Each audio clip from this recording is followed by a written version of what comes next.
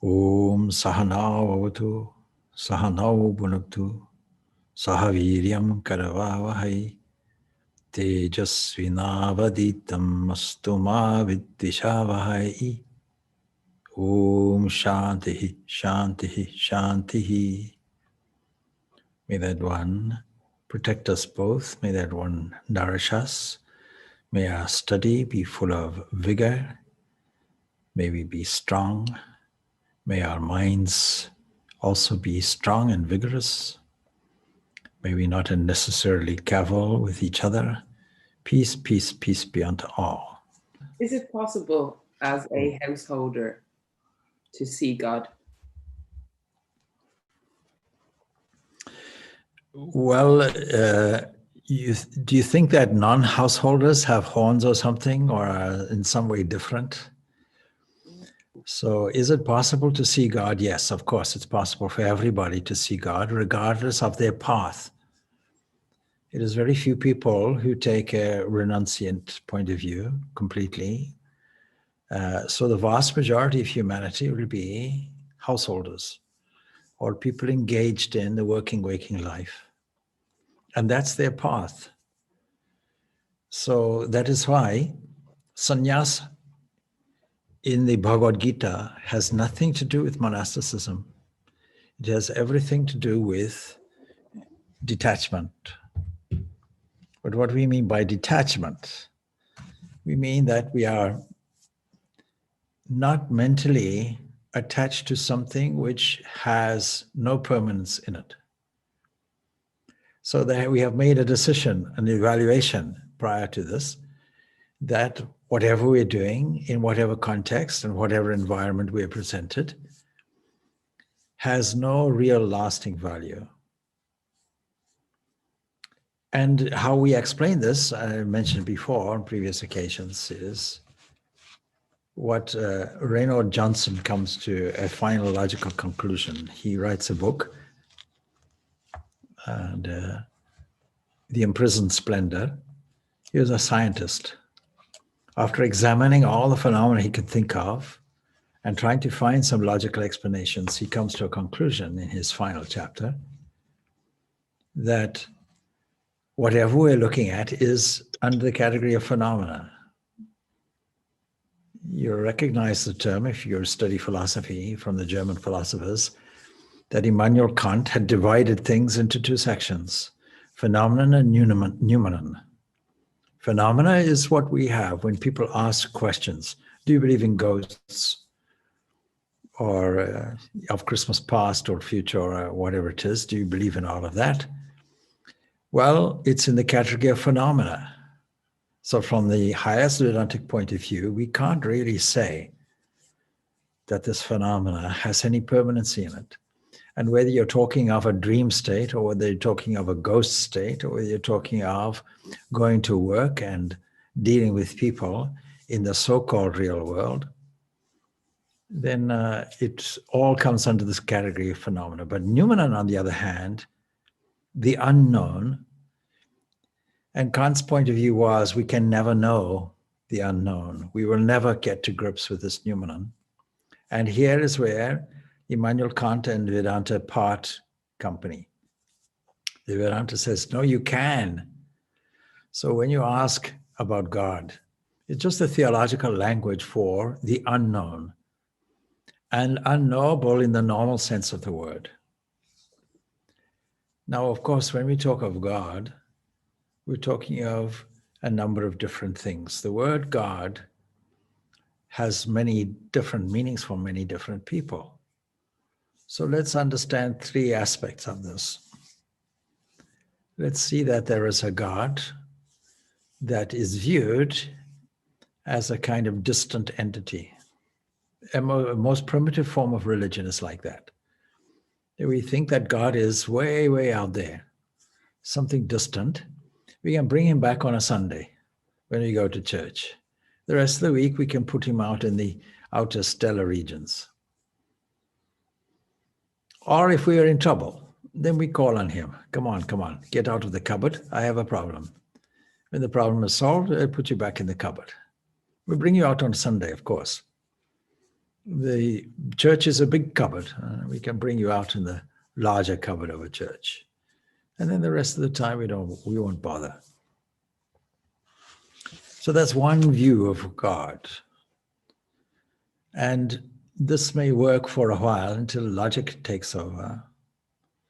An extra cosmic creator God brings up many difficulties, not only philosophical difficulties, theological difficulties, but it puts us far away from our reality. And so the next broad step will be to bring that in and to notice there's a connectedness everywhere.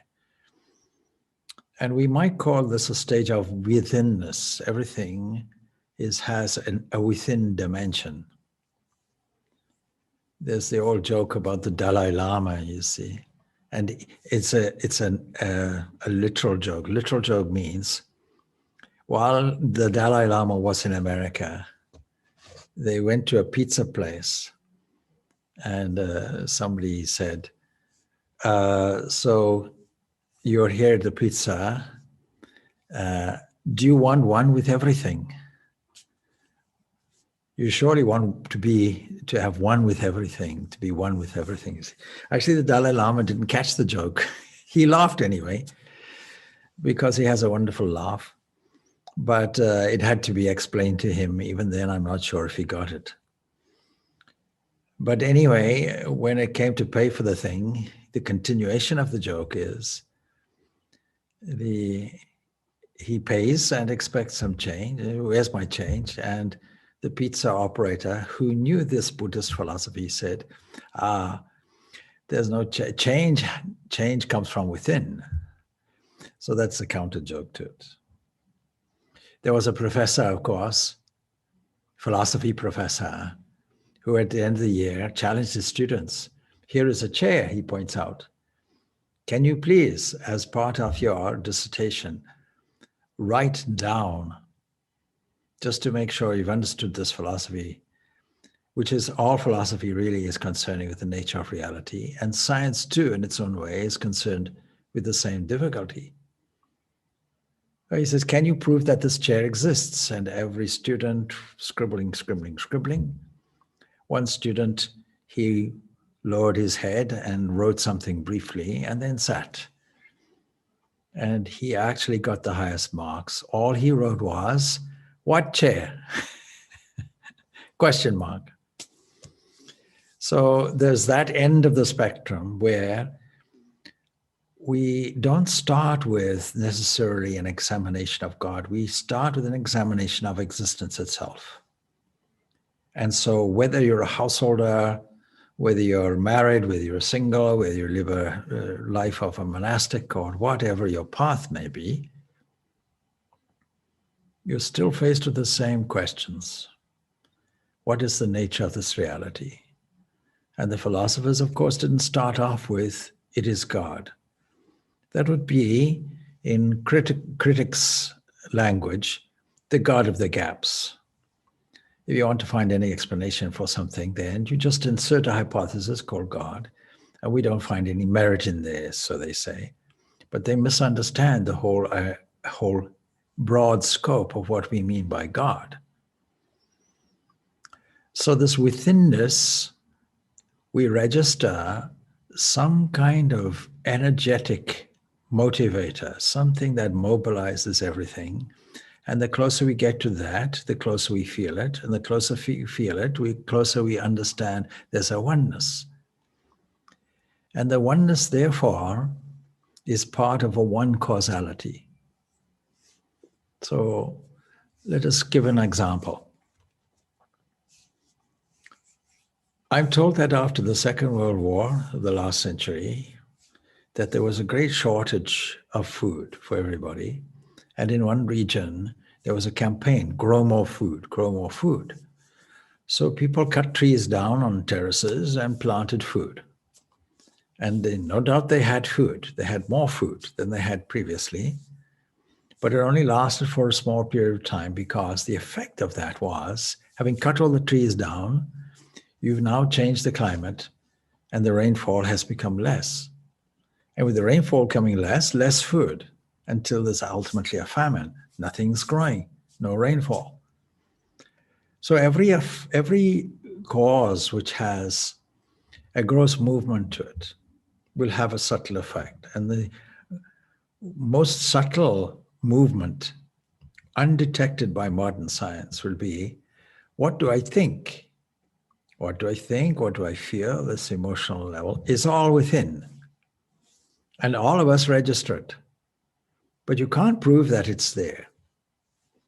So having registered it, we know that it has a consequence.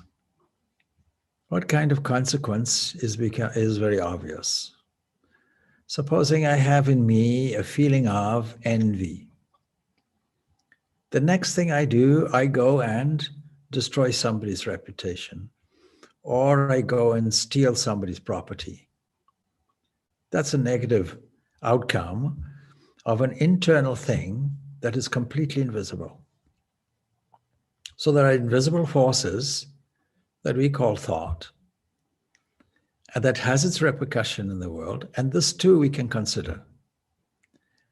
Now, so far, nothing to do with God, except that on the positive side, when we introduce the thought of the highest level means the level which has evaluated the consequences of negative thinking on the one hand, but has also found a reality, has found that there is something that gives me a connectedness.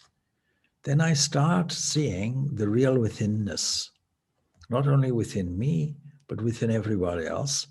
And that is automatic. It is a spontaneous realization. It must be within everything because we observed it more carefully. We didn't dismiss the obvious.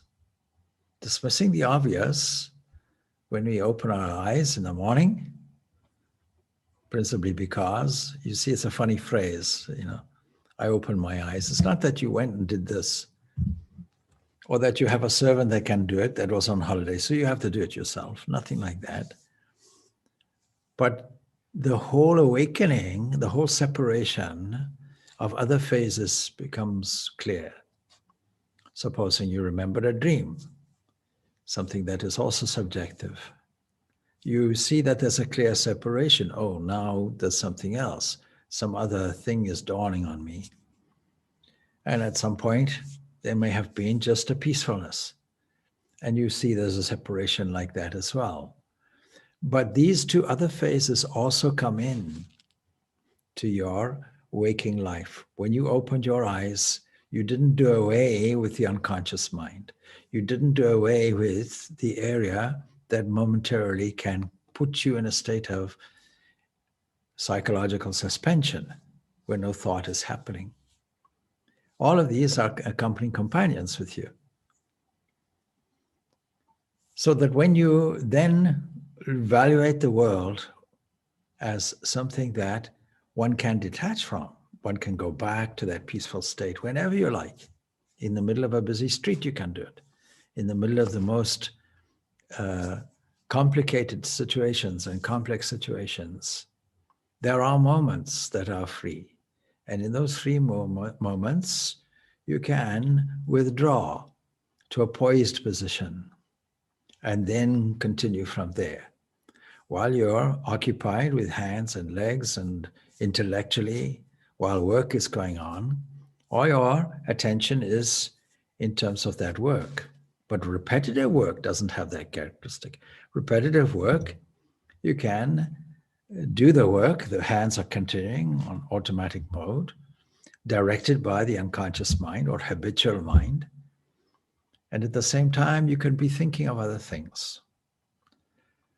But when it requires some aspect of working out a complex problem, it becomes different. With all our education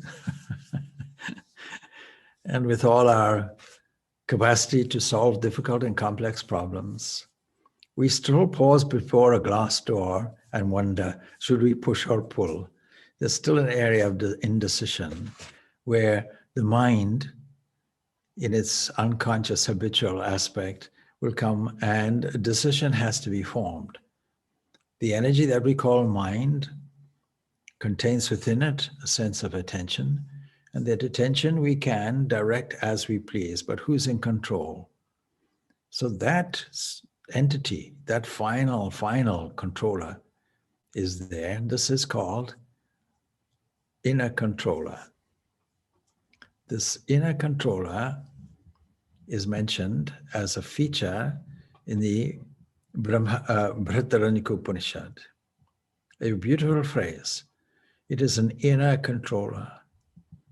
All your activities are resolved to something that is called an inner controller.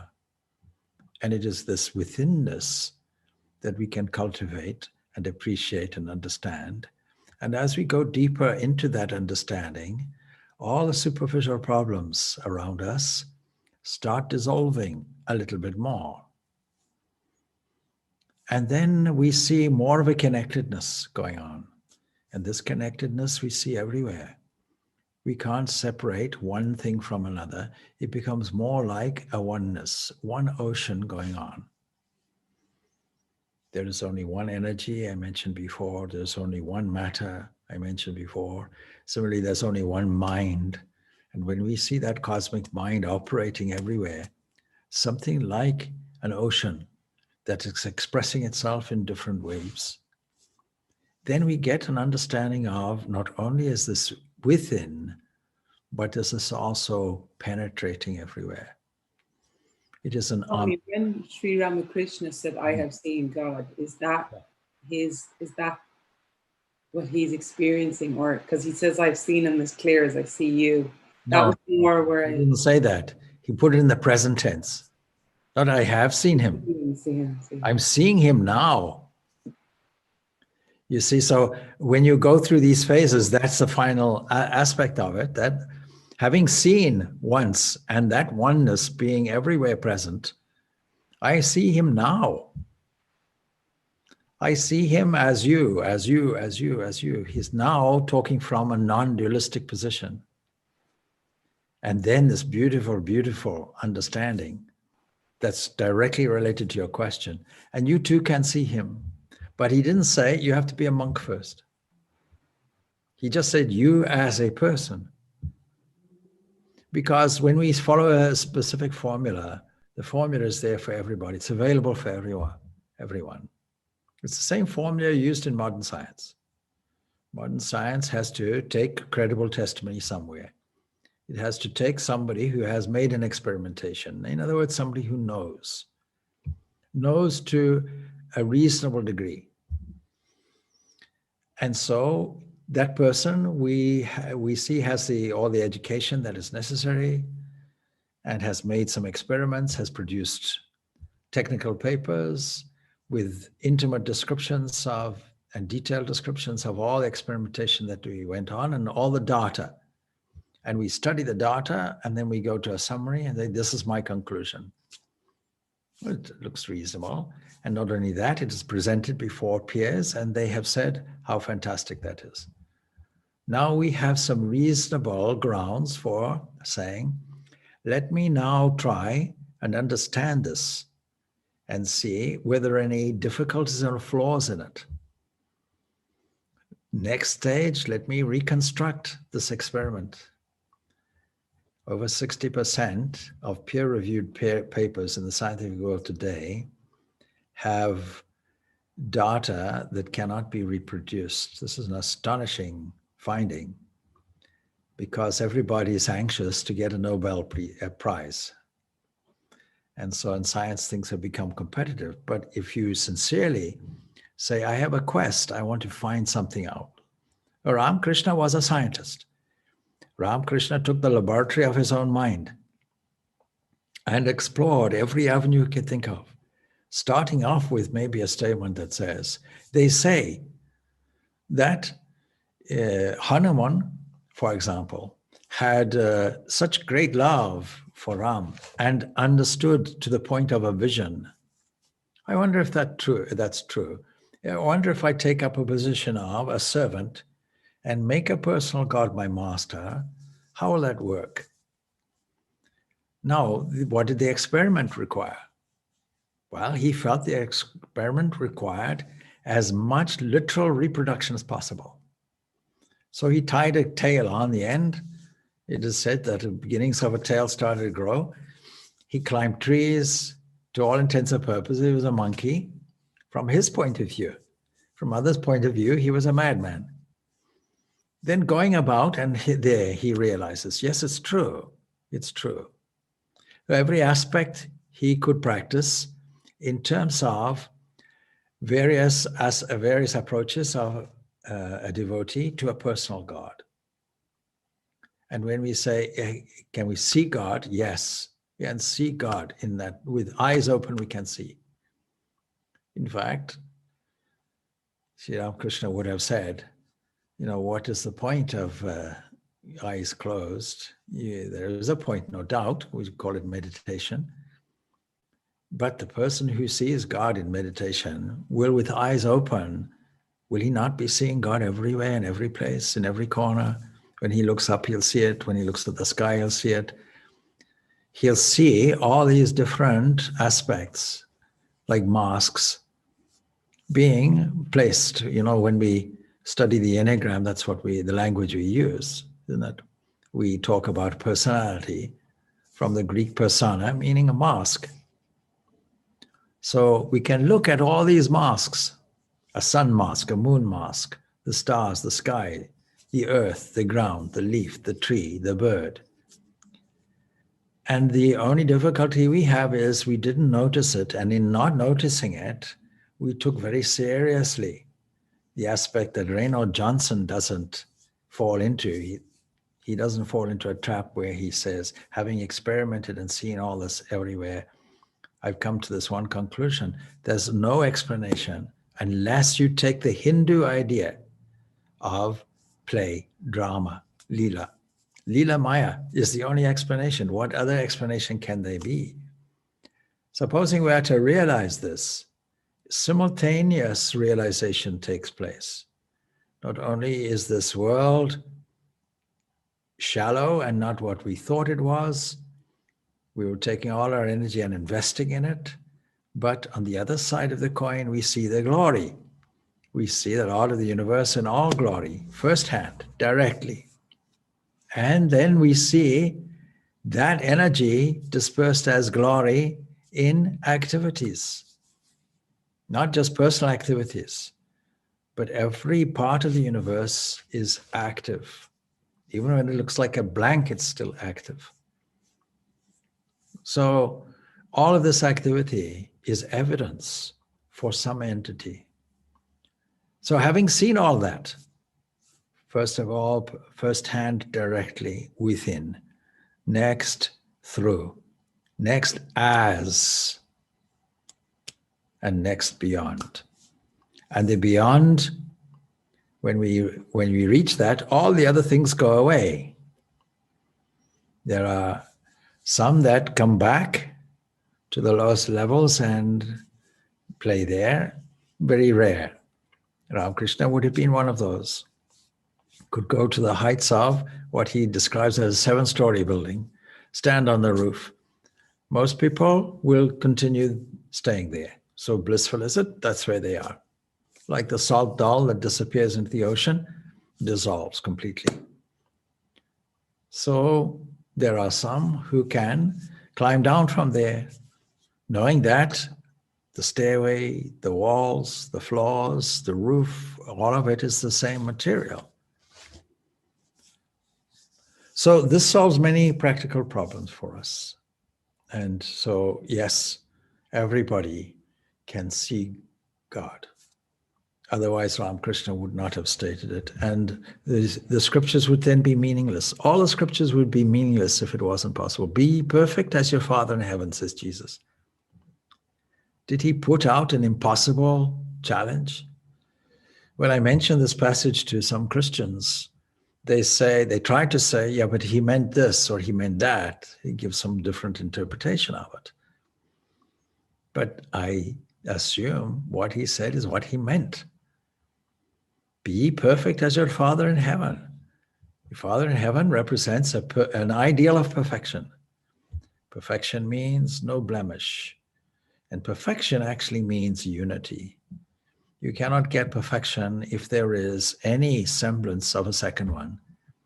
So this is non-dualism at its highest, at its most glorious.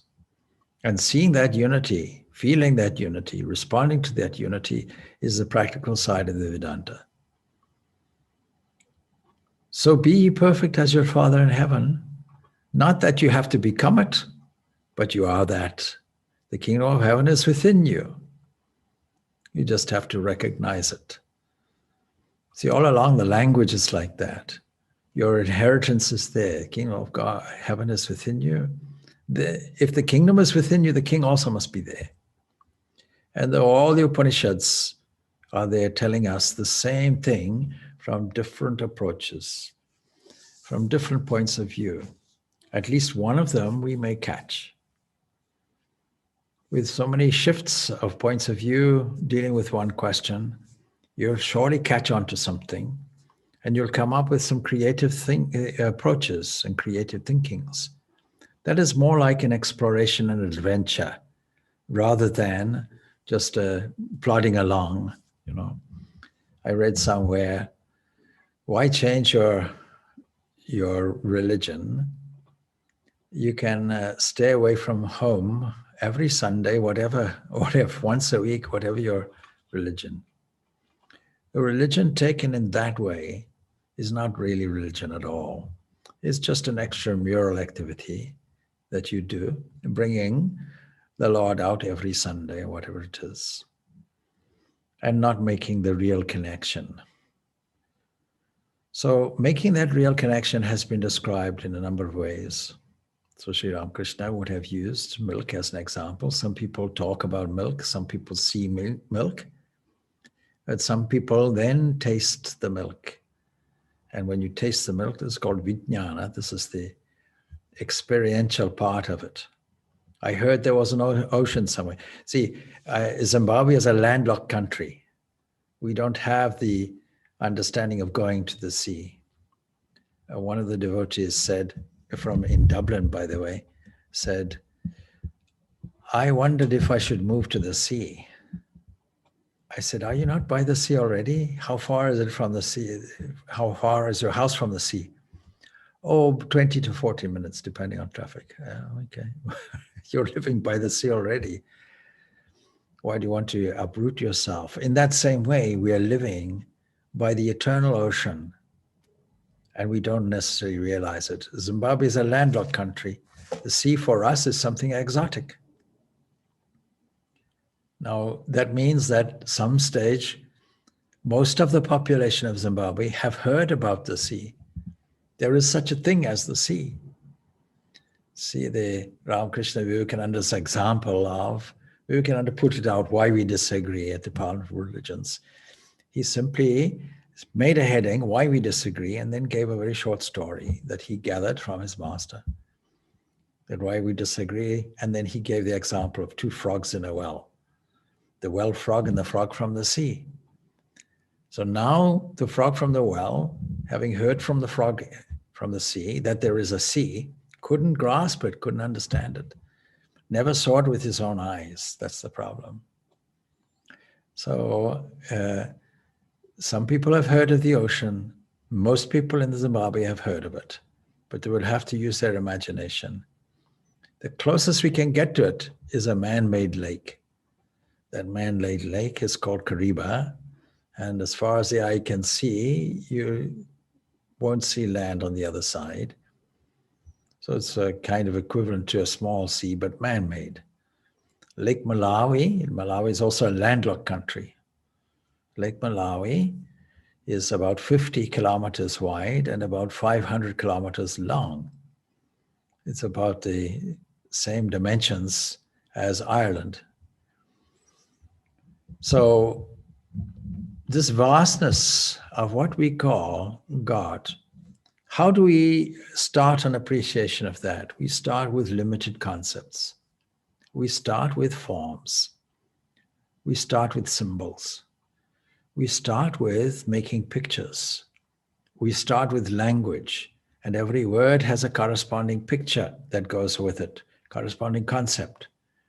And then by engendering this concept, that is a symbol, the reality of the concept comes through, because most of these religious concepts have come out from the depths of meditation.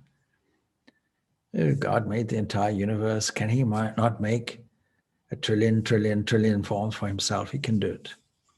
So this leads us to a very necessary and valuable conclusion in this day and age, and that is this oneness of religion, this harmony of religions.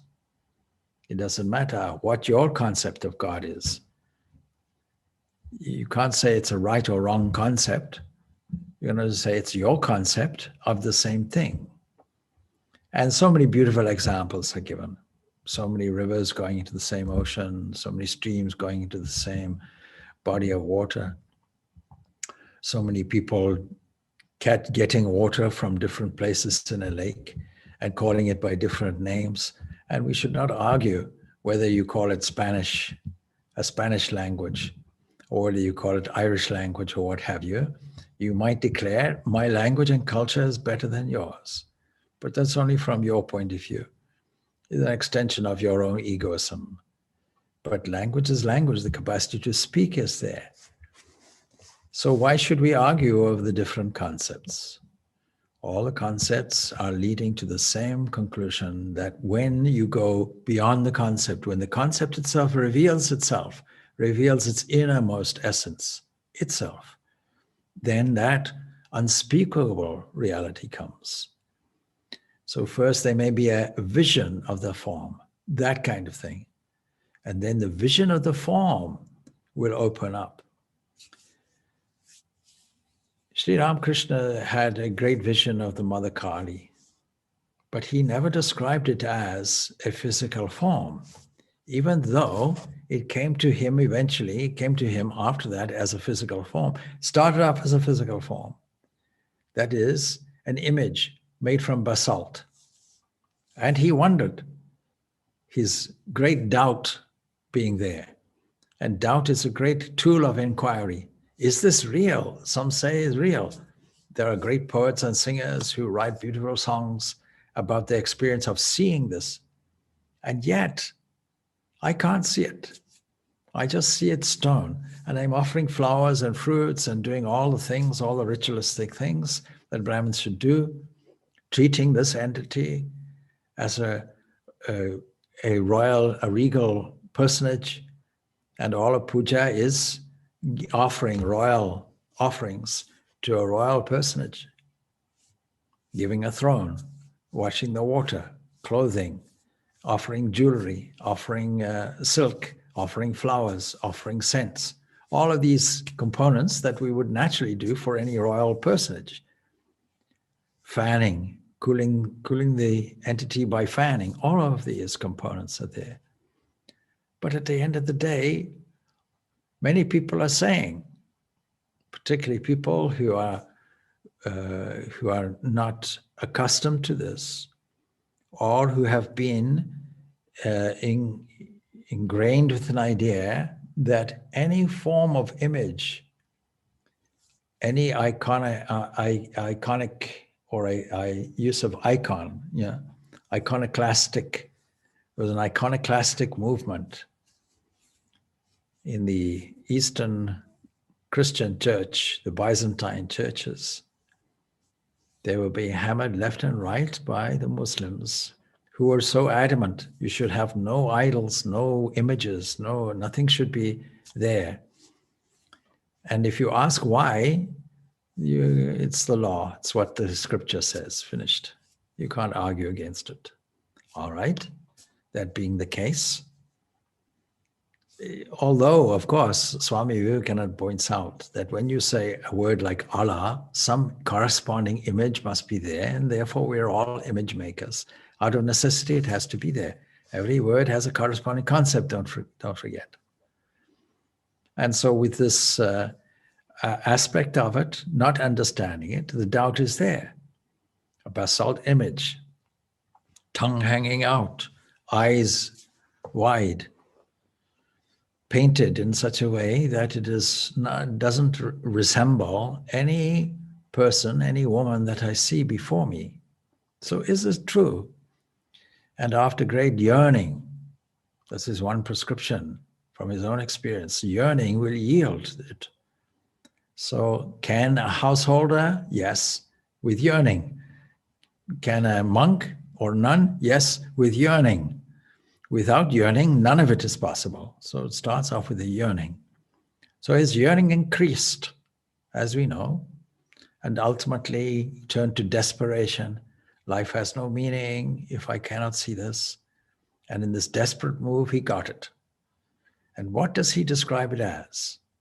From every side, billowing waves of light. See? So his realization of this reality was not at all an entity with legs and so on and so forth. But then how to sustain that, how to keep that from an intimate point of view. Legs came, arms came, and so on and so forth, so that he was able to see her and hear her. All the senses understood her in much more real form than the waking state, the phenomena that we experience.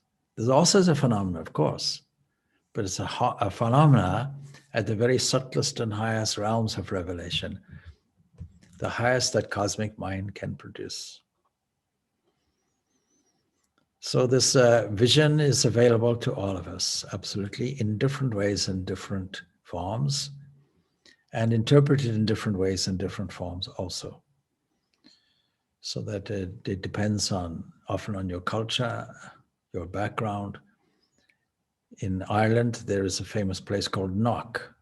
In Knock, there are visions, or were visions, of what the Catholics, Christian Catholics register as the Queen of Heaven, the Mother of the Universe, the Mary, the Mother of Christ, whatever term you like.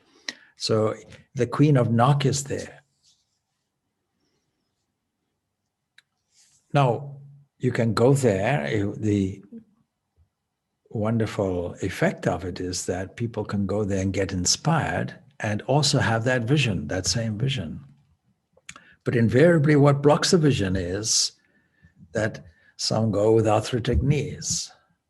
Some go with personal depressions or difficulties or sorrows or pains, physical, mental, emotional, and they're going to get something. It is rare that those people will go with the understanding, let me get a vision, let me have a vision. And there is one devotee that I know of who's hounded me constantly. I want a vision, I want a vision, I want a vision, not understanding that if you open your eyes, the vision is everywhere. Did you not see God's face this morning in the sun? Did you not get that vision? Did you not get? What is required is the eyes have to change. The ignorance has to fall away, and with eyes open, you'll see God everywhere. That's your vision. So seeing that in the sun, seeing it in the moon, seeing it in the clouds that move past, seeing it in the soil, seeing it in the earth, seeing it in every tree, every flower. And then if you're tired of all the external things, if you're locked away in a cell, seeing it in the breath, seeing it in the heartbeat, feeling it in the blood circulation, feeling it in the capacity to see, capacity to hear. It is not the eye that sees, the Upanishad. And it is the eye of the eye, it is the ear of the ear, it is the speech of speech. Whatever you find there in the physical, that sits behind it, pushing forward and making a revelation to the external world, that is it. So to understand that, don't ask for a vision. Open your eyes, you'll get it. And then what is blocking that? Blocking that principally is egoism. There was an interesting discussion about various topical subjects that could be controversial. There are some religions that take a stance on things such as gay marriage. And then there are some religions that say, no, That's not the purpose of marriage. And then there's another standpoint that says, what about equal rights everywhere? But both are taking the standpoint of, I'm the physical body. One is saying, assuming I'm the physical body, or the psychophysical phenomena that I call me, assuming that, then I surely have rights. The Bhagavad Gita only gives us one right. It is the right to work. The right to work means also the right to worship. Worship and work are the same thing. I'm talking about karma yoga.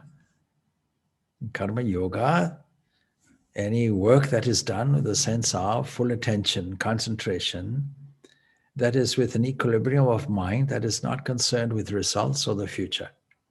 That says any fruit that comes from this, whether it comes, whether it goes, I have no issue with it. That gives me anxiety if I'm concerned about that. Things that create anxiety will be digging up all the regurgitating, all the resentment from the past or doubts from the past, or the anticipation of the future. But right here, right now, if I understand this, right here, right now, you can get not only a vision, but you can get all the senses tuned into that one entity, that presence. So karma yoga means practicing the presence of God. That means all the basic activities which give equilibrium of mind, understanding this current moment, putting every part of energy into it with no expectation, enriched by love of God. Enriched by love of God, doing it for God, or doing it with God present, or making it a practice of the presence of God. In this, of course, we'll not only get a vision with the eyes, we'll get a worship with the hands, a feeling of intimacy, a feeling of the presence here and now. And I've quoted Joe Goldsmith so many times in his definition of meditation in his book, The Art of Meditation. He puts there that beautiful definition of meditation, which can be such a very powerful kind of mantra, if you will, or affirmation. He mentions that meditation is a song of gratitude. We can leave that part out a little bit and say, go on to the next part, that God is here, God is now, God is love. You take that. God is here, God is now, God is love.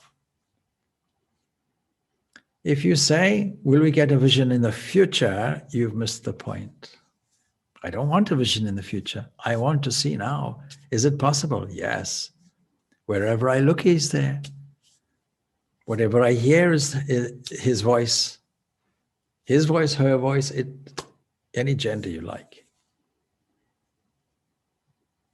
So that vision has to be understood. The purpose of life is to get that, to tune the mind in so that there's no other thing there. No other thing is there present. And so the Vedanta philosophy is very simple. And I mentioned it previously, I mentioned it again. It's to do with this oneness, a totality of vision. And that means that there's only one existence. We call this Brahman.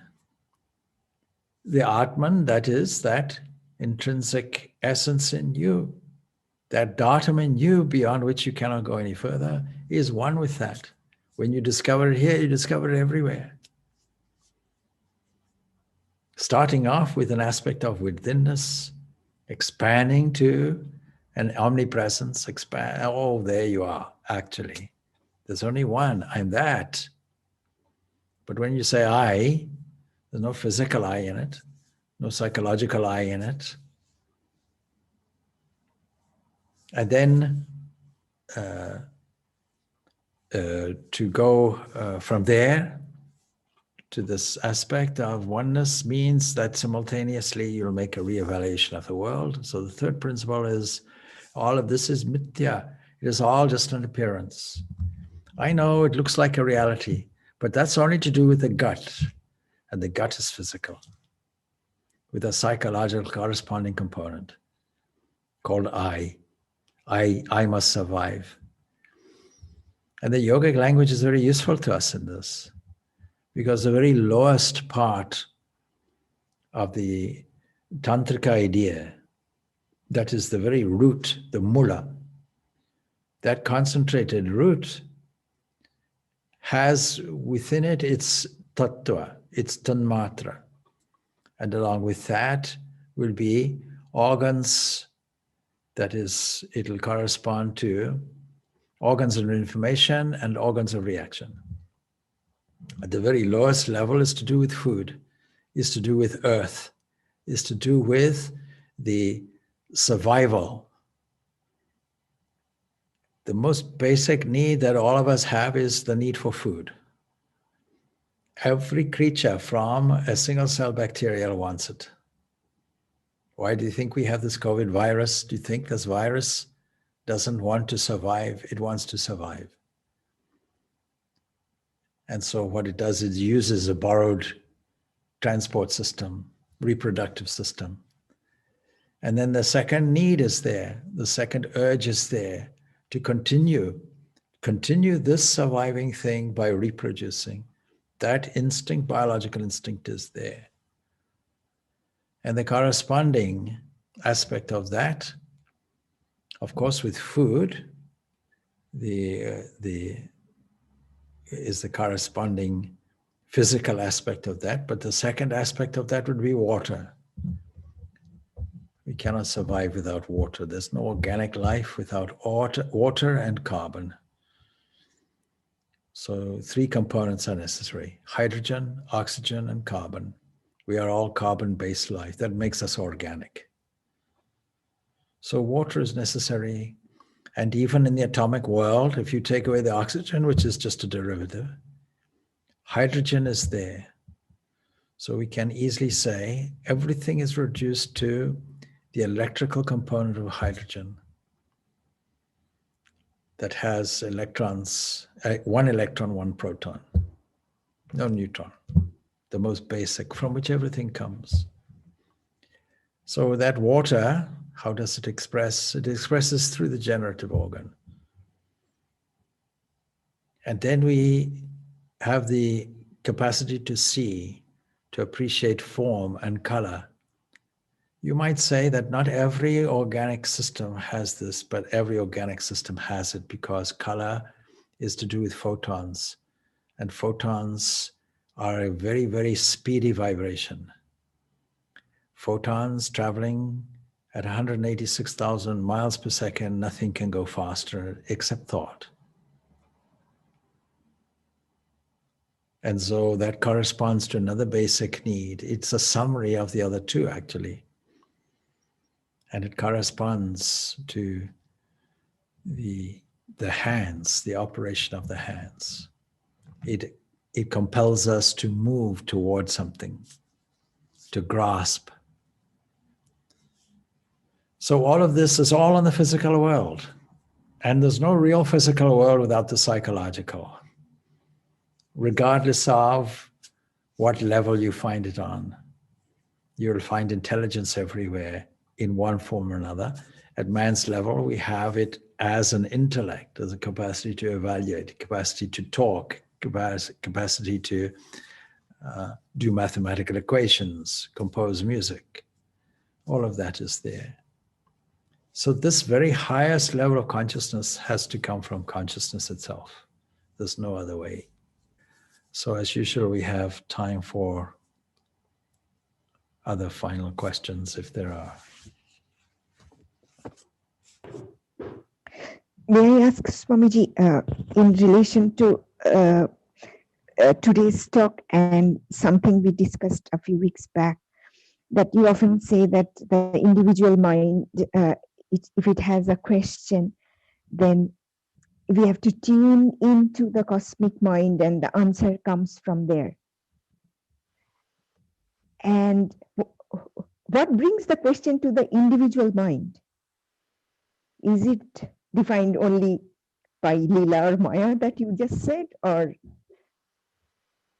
like how does the question comes and then only we tune into the cosmic mind to get the answer? So if we start from the basic premise, there's only one mind, then everything that's happened comes from that mind and is within that mind. But it comes to us as a current, like electrical energy comes to us as a current. And it might be then it might be our reference point that we call the I that turns it into a question. When the question is there and the creative solution comes, the creative solution is coming from a deeper area. It's coming from a poised area because cosmic mind is all-knowing. There are no doubts or questions that are in the cosmic mind. The cosmic mind is not suffering from Maya. The cosmic mind, oh, wonderful Indian traffic. The cosmic mind, you see, now, when I heard the traffic, see the process. That sound that has come from the sound system of the computer has traveled through the air very quickly. There is a delay which is hardly noticed. It's not even noticed at all. It's come into the ears, and what has happened is the neurology of the brain has decoded this message. And then the mind now makes a recognition from memory. See how the process is. Now, all of that thought process comes energetically from cosmic mind. But the actual inroads, this way, that way, and so on, comes from my experience of traffic. If I'd never heard traffic before, I could not make the comment. You get the idea. It all comes from memory. We have to understand that it is not just thought. The whole of creation comes from the cosmic mind. Traffic comes from it. The registration of the sound comes from it. Your unhearing of it comes from it because you're used to it. The question comes from it. The capacity to speak comes from it. And when we resolve ourselves back to it, all these distinguishing factors fall away. And only cosmic mind is there. And cosmic mind is personal God. When the question is asked about a vision of God, it is a personalized image of cosmic mind. According to cosmic mind's recipe for us, that is most suitable. Cosmic mind is God. Cosmic mind is Vishnu. Cosmic mind is Krishna. Cosmic mind is Hiranyagarbha, the golden seed. Cosmic mind is Brahma, the creator. Cosmic mind's movement is Saraswati. That is so beautifully described because you see how it is all just vibration, and how this vibration comes to us wave upon wave upon wave, creating for us the capacity to hear and creating the sound, the vibration itself, that combines and recombines and comes to us. In a quiet moment, we have the capacity to tune in, looking for solutions. The questions come locally as a result of our usage of the energy that we call cosmic mind. The solutions come to us from a deep level of the all-knowing cosmic mind. Om Shanti, Shanti, Shanti. Peace, peace, peace be unto all.